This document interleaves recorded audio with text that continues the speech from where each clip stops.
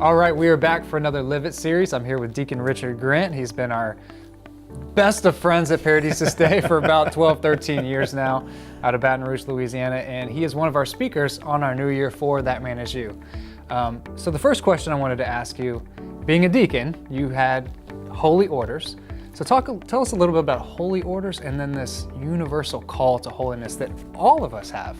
You know, when we think of the seven sacraments of the church, and we think of those sacraments that we participate in, or maybe that we don't participate in, we always think, well, am I going to confession enough? Am I receiving Eucharist outside of Sundays? But one of the ones that we rarely think of is that of holy orders. Right. Because when we're ordained, well, half the population doesn't even apply with that. Right. And then so few of us are ordained that, it's just one of those things that we don't think of all the time. Well, on First Fridays, we always pray for vocations to the priesthood and religious life, and we should pray for that all the time. Mm-hmm.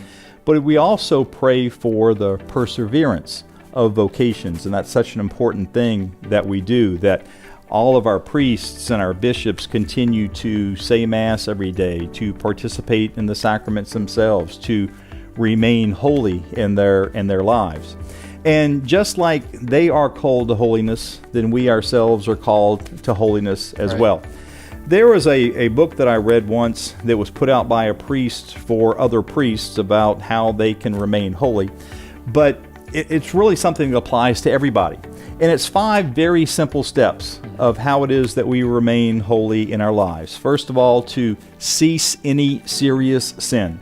The sins that we commit, the sins that we know that we're going to commit, to just cease all the sins, to practice the sacrament of reconciliation, to receive the sacrament as often as we can, to pray more.